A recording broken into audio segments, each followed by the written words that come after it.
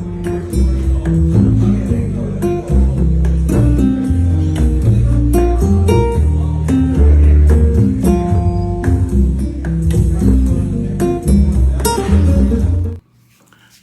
evening, I'm Undrai Fizer, and welcome to Profoundly Speaking with yours truly. Hope everyone had a wonderful day, and I pray that you've had the type of week that you've intentionally designed. There is a will of God for you, and it's up to you and I to walk in the disciplines of that will of God and carve out a path for us. There is a purpose of God for you. One thing about God, he's not just watching wherever he is. There is an intention with God, especially those of us who are offspring of God. And as we begin to practice the discipline, practice intentionally, practice the discipline of being in that house of God, we'll find ourselves carving out a wonderful life with it. So I pray that you've done that. I pray that you have done that. And you don't do that for teachers. You do it for love. When you love your Father, you do it because you love your Father. And love is the easiest language you'll understand. You might not know a lot of revelation and a lot of different things that I talk about, and it's okay. What I love tells me what to say. What I love leads me into experiences that show me what to say once I plant the experience. What I love creates memories. And when you love, it creates memories for you. It creates a language for you. When you love, it heals you. And it creates a language for you. So love isn't hard. Trying to master an idea of something with a false pretense is hard. Trying to master an idea of something while fearing the fate of that thing out of fear of what's going to happen to you is hard. But true love isn't hard, because when you love something truthfully and authentically, you find yourself walking in different experiences with that love, and you share freely from that love. And so it's not God putting you on the spot. It's love manifesting your spot.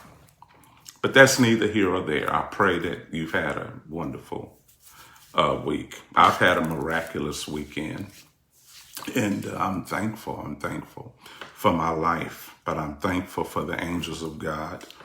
And I'm thankful for his presence. How many of you have this book? This is my newest book. It came out in April, How to Love Yourself Back to Power. Hopefully, you've gotten something out of it for reading it. Hopefully I didn't give you any new ideas. Hopefully it confirmed what you're already doing, and you'll see the manifestations of it. So, hey, let's get down to what we're about. Discipline. Write that down. Discipline. Whenever the shift of God is upon us, I found out that the shift of God is not just giving us revelations on things. Whenever the shift of God is upon your life, it's going to lead you back to disciplines you've avoided. The shifting of God is going to lead us back to disciplines we escaped. And sometimes we're trying to move further into purpose and further, but you can't move any further when you avoid disciplines, when you avoid things you should have conquered, how to communicate with people. That's a discipline. And so God is not going to open a door when you need to master communication with people. God is not going to open these brand new doors when you have to manifest and perfect your study habits, your writing habits, your male habits, your female habits, your mothering habits, your fathering habits, your business habits, your writing habits. there are a lot of us who are trying to escape discipline by diving into God, and we're trying to escape financial habits.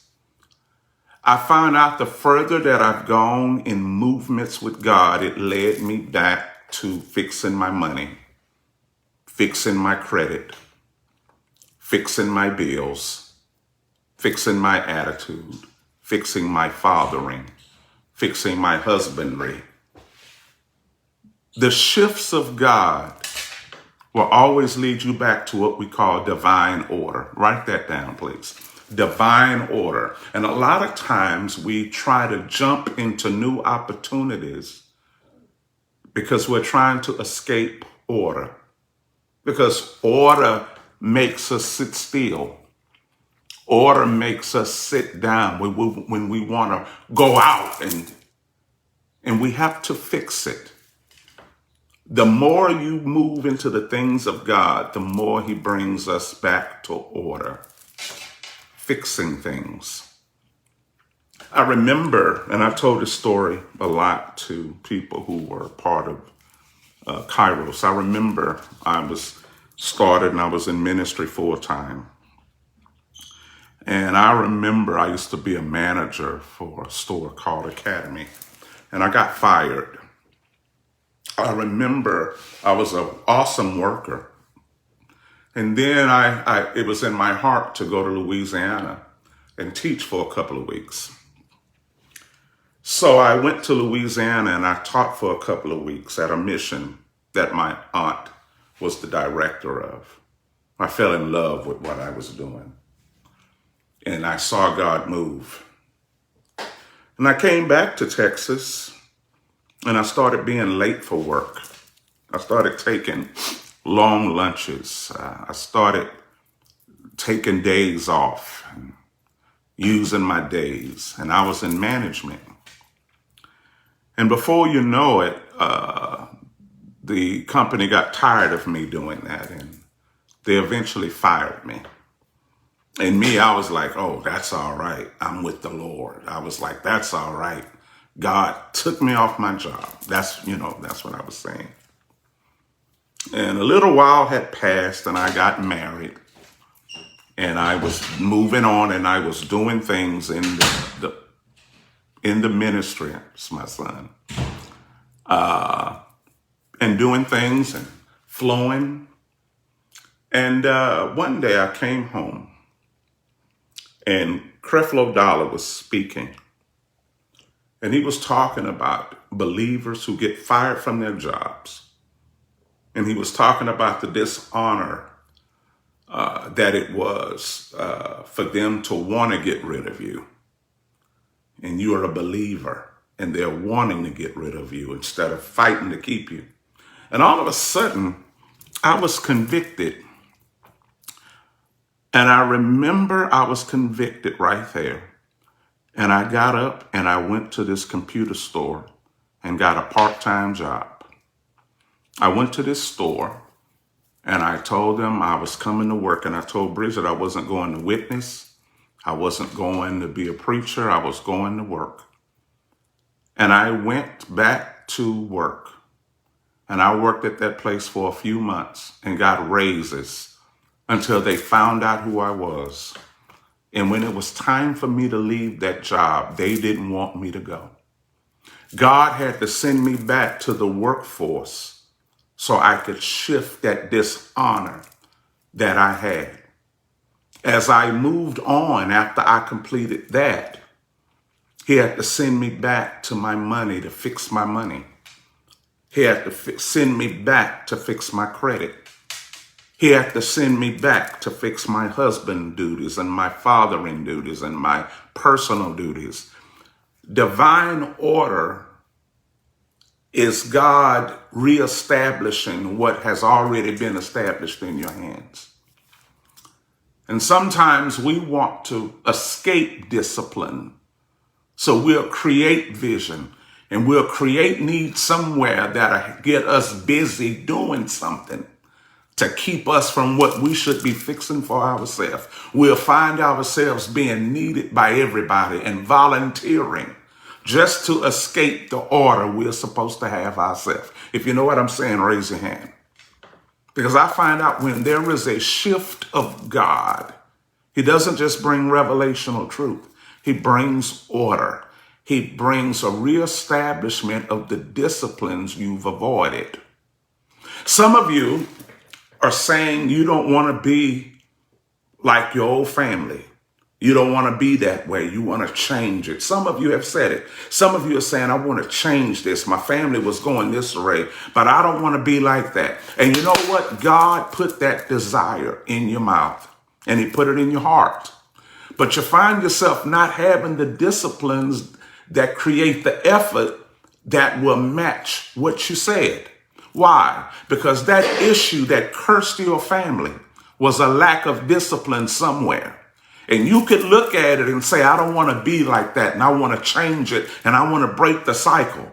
But if you don't break the cycle when it relates to discipline, you're going to continue the routine. Sometimes the cycle isn't sin. The cycle is escaping discipline and escaping order. Look and see where it's out of order. Not just not organized, out of order.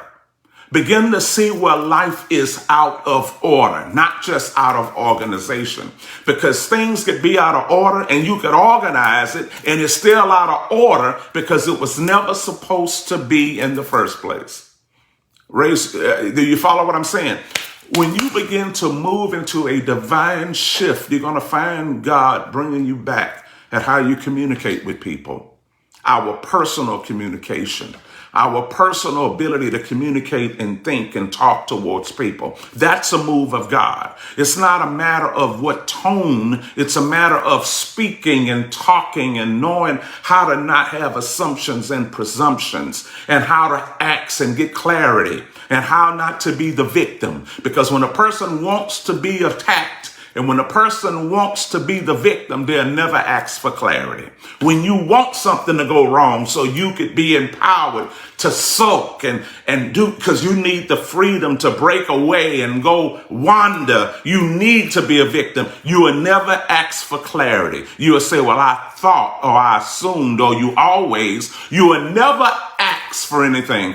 When you are moving in the shift of God, you will start asking for clarity and you will stop assuming what you think people are thinking and what you think they are feeling. You will ask for yourself. I know I'm telling the truth. When you are moving in the movements and the shift of God, it's going to change how you do your home. It's going to change how you have order in your discipline. You can't escape discipline and call it vision. Because a lot of us are trying to come back and say, okay, God, I'm sorry and thank you for new grace. And a lot of us are using new mercies to try to skip the process and go to the head of the line because we think that the new mercies says we don't have to finish our work. Some of us think, well, the new mercies, it means I don't have to finish my work because I got a brand new mercy. Whenever you get a brand new mercy, it's God telling you to go back and finish your first works over. Go and finish your work.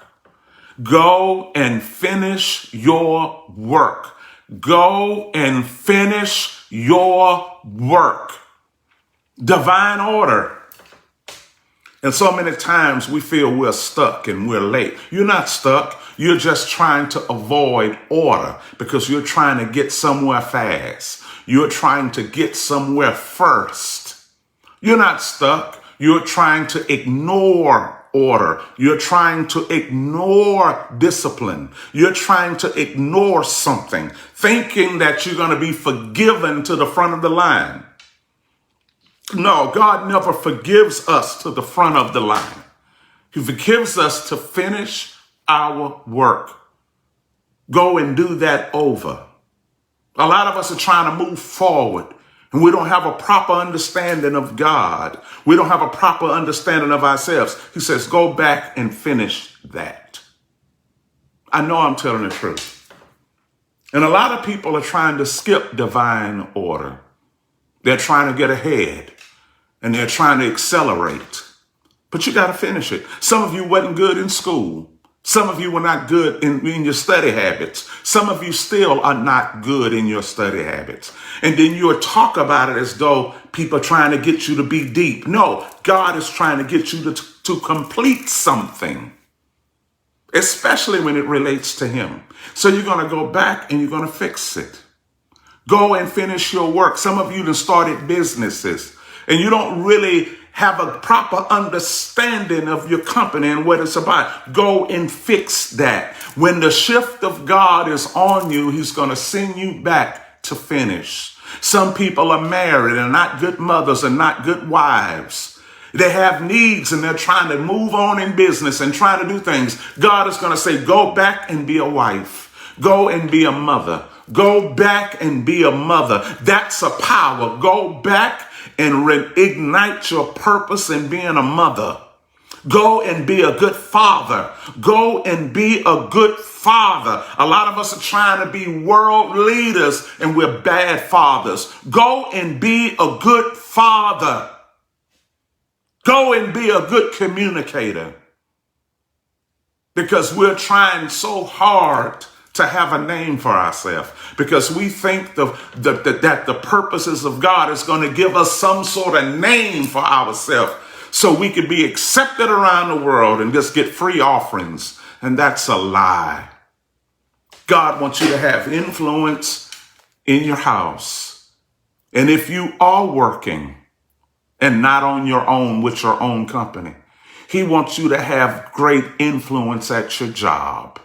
Go and fix that. He's not calling nobody off their jobs to go preach, especially when they can't stand you at work already. Because if they can't stand you at work already, you're not going to do anything for the nations. So where you have that contact at your job, maximize your job. Be good at what you do. Don't ignore discipline. When the move of God comes, he's not just coming to take you off your job, to put a lack of discipline within the nations. No, if you have to leave your job, make it hard for them to let you go. I had to go back and I had to fix that for myself. I had to go back and fix that. I had to fix that dishonor.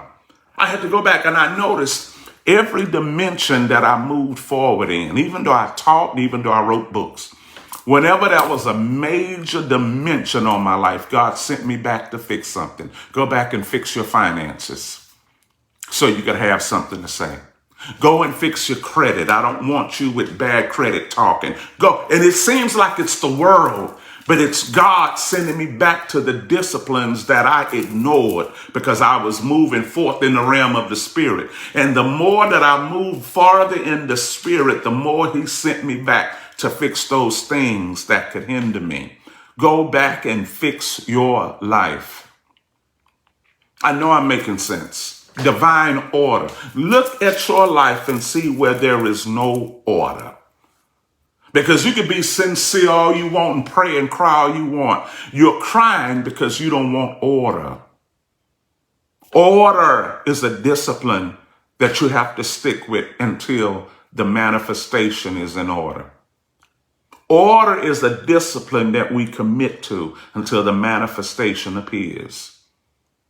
Order is not playing around with it. It's putting your hands to the work and doing it. The greatest revelation of the sons of God is not just a revelation of truth. And it's not just a thought. It's order.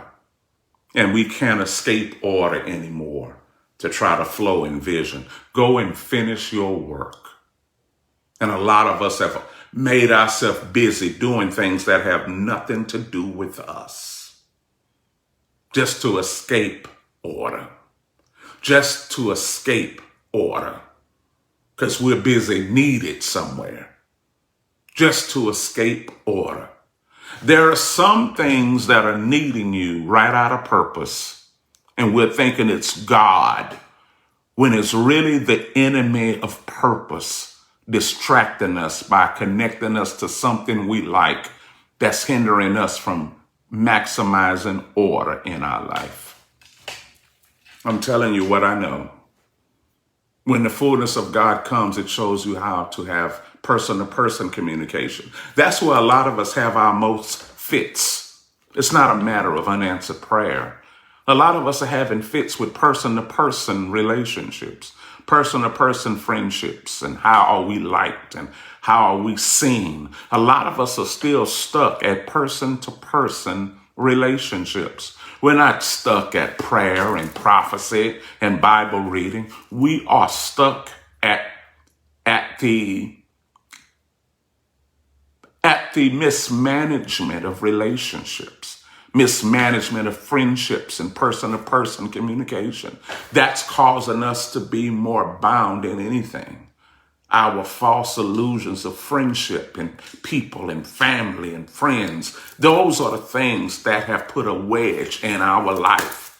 People, because there is no order with us. And when we are out of order, we'll go too far with people. When we don't have order in our life, we will go too far in our emotional connectives with people. I know I'm telling the truth. Divine order is what we can't escape anymore. God will send you back to the things that ruin your money. God will send you back to the things that destroyed your jobs. He will send you back to things that destroyed your motherhood and your fatherhood. It's not a matter of he's going to put you back with your divorced husband or wife. No, he's going to fix those disciplines that you avoided when you were married. He's going to restore those disciplines that you avoided when your children, raising your children. He's going to restore those disciplines that you avoided and put on him, because there's a lot of things we avoid and we put on God. God, fix this. God, fix this. God, fix this. And we tell God to fix our money. And God is like, no, I didn't spend the money. You spent the money. You fix your money. God, fix my credit. No, I didn't use the credit. You used the credit. You fixed the credit. There's a lot of us asking God to fix and God to touch things that we touched. We're asking God to fix things that we broke. We're asking God to fix things and touch things that we touched. We're asking God to bring a supernatural whatever to things that we did. And God is saying, I didn't spend the money. I didn't use your bank. I didn't use this. And tithing and investing does not make God forget that life is out of order. It does not blind God. When we give money, it doesn't make God say, okay, you gave money, then okay. No, God isn't a fool. God can't be bribed. You and I still have to fix our stuff. And I've taught and saw miracles, and I've laid hands and saw things, and I still had to go back and fix my credit. I still had to go back and fix my life. Even though the supernatural blessed my life, I still had to go back and fix my life. I couldn't escape divine order. And divine order isn't just there's the pastor and then there's the apostle and ask them this and that. No, divine order is a proper structure of life, the proper structure of discipline. Divine order is the proper structure of understanding authority in your own life. It's the proper structure of understanding your own life and your own mind, divine order, dealing with people right. Instead of presuming and having assumptions, go and ask the person yourself. The deeper you get in God, the more he breaks down this sphere of clarity of going to people yourself and asking. Because some of us don't want clarity. We want to judge a person. We want to think that what we think was right because it will empower us to do something.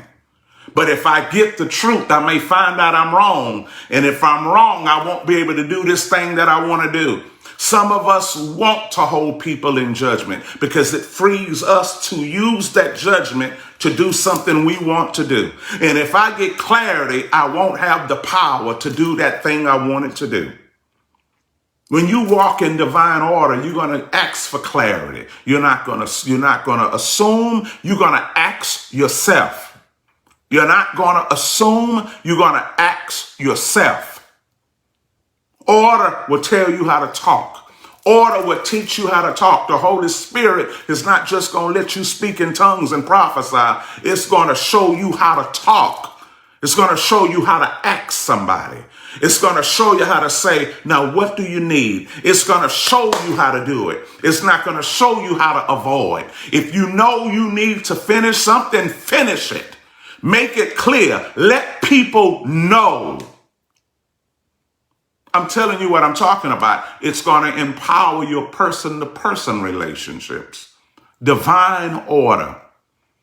And the deeper you go, he's going to start sending you back to stuff you ran away from. A lot of people want purpose and vision and prophecies because they're trying to escape order. They're trying to escape discipline. They're saying, I know I'm flawed, God, but they're going to take the flaws to the new opportunity. And God don't want you to take the old flaws. He don't want you making excuses for flaws by saying, I'm not finished, but he knows my heart. No, God knows you're trying to avoid something. He knows that's in your heart. God is not busy trying to place flawed people on pedestals of leadership. God is trying to have us to go back to orders and disciplines that we try to escape. And he said, I want you to fix it. I want you to fix it. God is not in the business of just placing flawed people in the front just to say I'm being used. No. Go back to your first works. Go back and fix your discipline. You have a fear there. Go and fix it. God is not opening new doors for you to take the same fears you've been having for 35 years and you're carrying these new fears, these old fears into new doors. Because whenever you bring old fears into new doors, you're going to start judging your new path from the same old mind. It's not a matter that the devil is fighting you and attacking you. Your same old fears is telling you the same old lies in a new place. And God wants us to release them fears, those disciplines that we're afraid of, that's produced the spirit of fear in us. And then we want advancements, and we're taking these old fears into new advancements, and we're praying and laying on the altar and giving offerings because we don't want nothing to sneak in with this old fear still in our minds, because we're trying to do a new thing. And you can't do a new thing with an old mind. Even though you're walking into a new scenery, if you're bringing your old fears in the new scenery, you're going to make that new scenery old. So you need a new mind.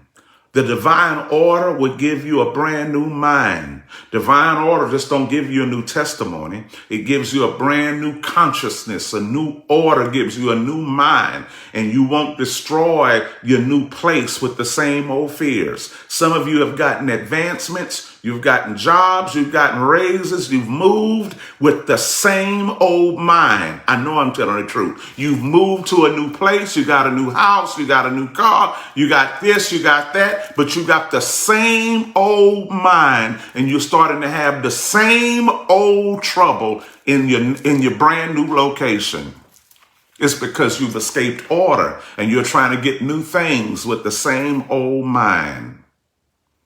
You're trying to move into new places, thinking that the new place gonna make you think different. Now that's an old mind to think that. If you think a new location gonna inspire you to think different and give you a new mind, you just messed up.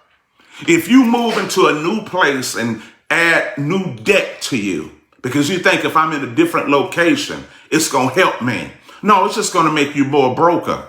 It's just gonna reveal that you don't have enough in that new place. And here you go, paying more with the same old mind. Raise your hand if you know what I'm talking about. Oh, I used to do it too. I'm going to get this new thing because if I buy this, it's going to help me think better. If I get this, it's going to help me. If I move to another place, it's going to motivate me. It's going to provoke me because it's going to make me think different. New places won't help you to think different if you still have the same old consciousness. Oh, you'll be excited for the first 2 weeks, but after a while, you're going to see that debt. You're going to see that debt because you still don't have divine order in your mind. Raise your hand. How many of you have divine order in your mind? You're moving to a new place and still doing the same old work. You're moving to a new place and still got the same old ways. You move into a new place, you still got the same old fears. You're still not finishing the work, still not completing your assignments, still not completing your tests, but you got a brand new location. And it's like, wow, but you happy with that. And hey, moving don't always fix the problem. You got to move in your ways first. You got to move in your mind before you move physically. Sometimes just a lot of physical movements is just proving that you got bored with something and you want to buy something else. And you heard God tell you to buy this, but you didn't hear God to tell you to fix your mind. But I heard God tell me to buy this. That's funny. Whenever we want something, we can hear God tell us to buy it, but we didn't hear God tell us to fix something. Fix that order. Fix that. Fix that. Fix it. We don't hear that. But we hear purchase because you want to buy anyway. That's why folks can hear God when it comes to a relationship, but they can't hear God when it comes to divine order. I can't hear God when it comes to the kingdom, but I can hear God for who I'm supposed to kiss. I can hear God for who I'm supposed to go out with.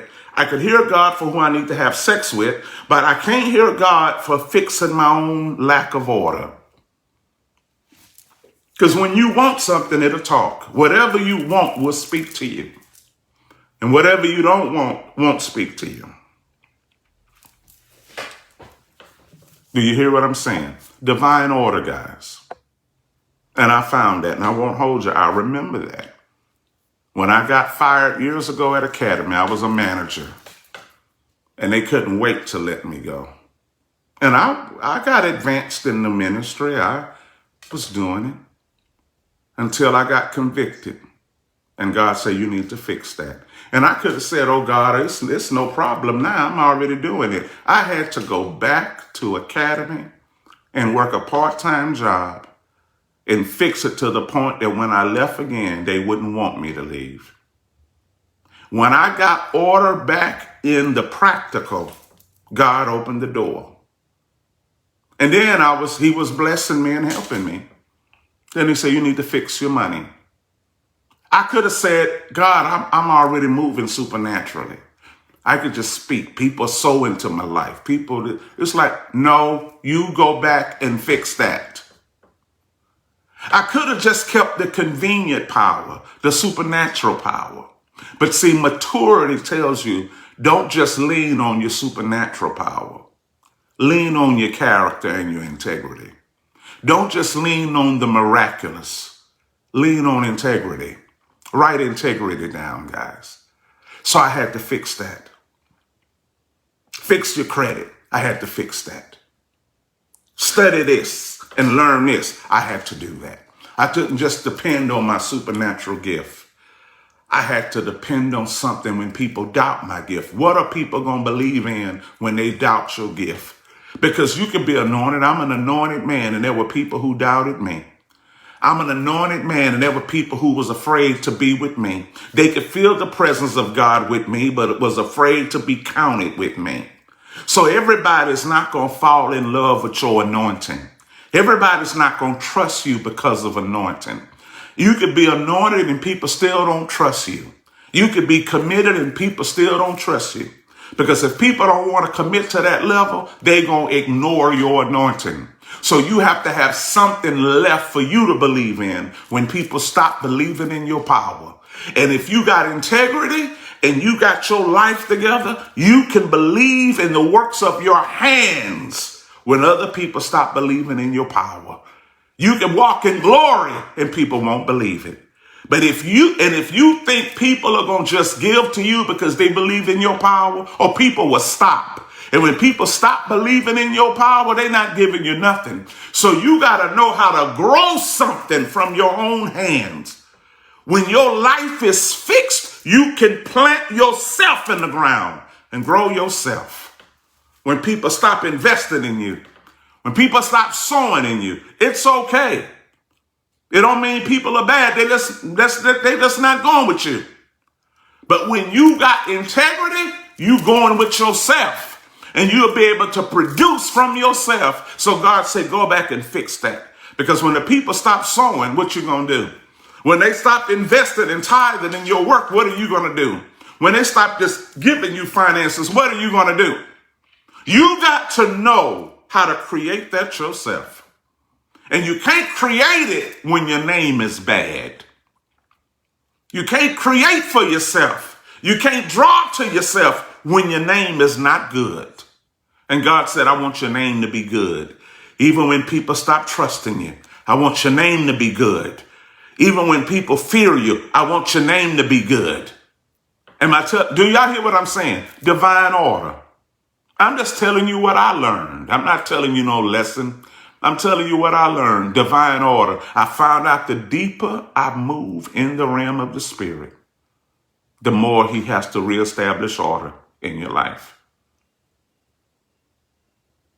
And once he reestablishes, he opens more doors.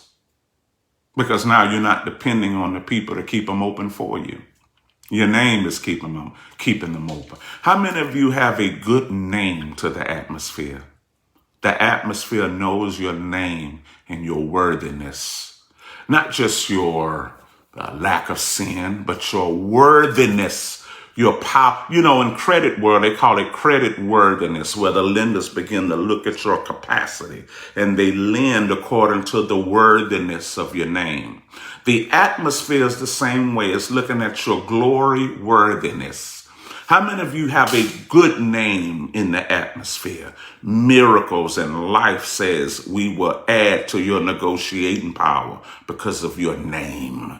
Because your name, you have a good name. And so the atmosphere says we can advance the future to you because you have a great name. You're worthy. And we always say, God, you're worthy to be praised. But the atmosphere is looking at your own personal credit worthiness. It says that you have an excellent name, not just an excellent sincerity. You have an excellent name. We could put this on your credit because we know we're going to get it back. We could put this in your account because we know you're going to give it back. We know that you're going to complete it. So we could give you an advance. How many of you, the kingdom could grant you an advance right now because your name is good? How many of you understand my analogy? Your name is good, so the kingdom can advance you something. Your name is good. Do y'all follow what I'm saying? Yeah. Thanks for joining me. For those of you who want to sow a seed or an investment into today's word, go to $Coach Fizer, my Cash App, $Coach Fizer, or go to www.undraifizer.com and go to financial investments link and sow whatever you want. Sow whatever you want. But know this, I appreciate it. But whenever the revelation of God comes and whenever the shift of the Lord comes, it leads us to divine order. Fix what you ran away from. Go and fix what you ran away from. Go and fix those lack of disciplines that you ran away from. Go and fix it. Don't think somebody's going to cover it for you. You go and fix it. Go ask for help.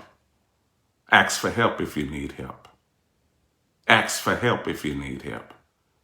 Because you're not going to do it on your own. You're not going to do it. Ask for help. You feel me? I'm Undrai Fizer. Divine order. Peace.